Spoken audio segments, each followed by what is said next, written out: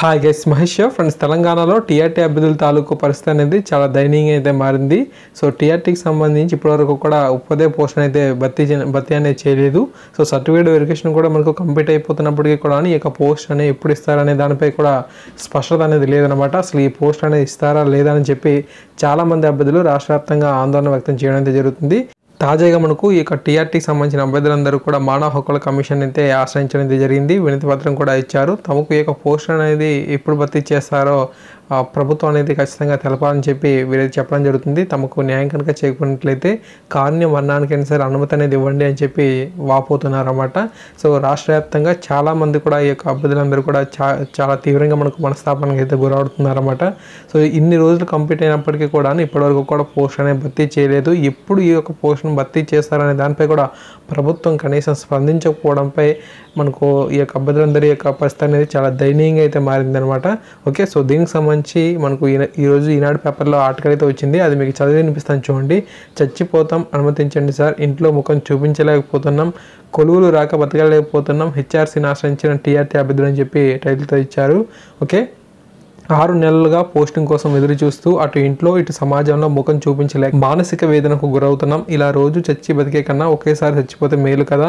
ఎలాగో ఉద్యోగాలు ఇవ్వడం లేదు, కనీసం కారుణ్య మరణానికైనా సరే అనుమతి ఇవ్వాలంటూ టీఆర్టీ అభ్యర్థులు గురువారం రాష్ట్ర మానవ హక్కుల కమిషన్ అయితే ఆశ్రయించారు. ఇక్కడ న్యాయం జరగకపోతే గన్ పార్క్లోని తెలంగాణ అమరవీరుల స్థూపం దగ్గర ఆమరణ దీక్షకు అయితే దిగుతామని హెచ్చరించారు.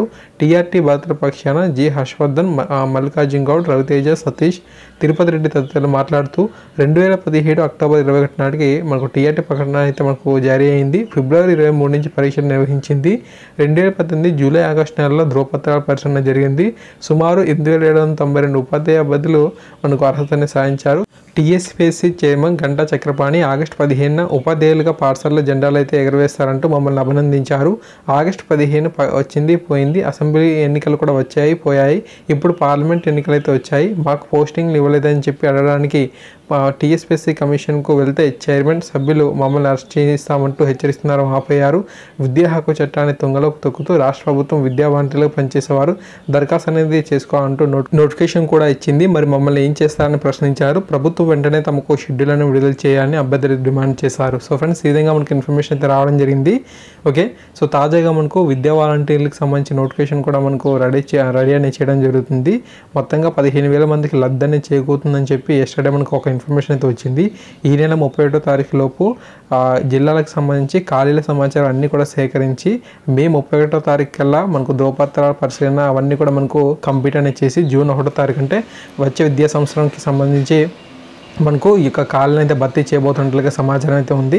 అయితే మనకు ఈ యొక్క విద్యా వాలంటీర్ని భర్తీ చేయడానికి తర్వాత సంగతి, కానీ మనకు ఈ యొక్క టీఆర్టీకి సంబంధించి ఎవరైతే మనకు సెలెక్ట్ అయిన క్యాండిడేట్స్ అయితే ఉన్నారో వీరికి ఎప్పుడు ఉద్యోగాలు ఇస్తారనే దానిపై సర్వత్రా మనకు విమర్శ అయితే వస్తుంది. సో టీఆర్టీలో సెలెక్ట్ అయిన అభ్యర్థులను వదిలేసి ఇప్పుడు మళ్ళీ కొత్తగా విద్యా వాలంటీర్ని భర్తీ చేయడం ఏంటి అని చెప్పి కూడా వీళ్ళు చాలా ఆందోళన వ్యక్తం చేస్తున్నారన్నమాట. సో ఈ విధంగా మనకు ఇన్ఫర్మేషన్ అయితే రావడం జరిగింది. సో తెలంగాణకు సంబంధించి ఇటువంటి ముఖ్యమైన అప్డేట్స్ వచ్చినా సరే ఖచ్చితంగా మీకు అందిస్తూ ఉంటాను. ప్లీజ్ ఈ వీడియోని ఖచ్చితంగా లైక్ చేసి 10 మందికి కూడా షేర్ అనేది చేయండి. Okay, thank you guys, thanks for watching this video.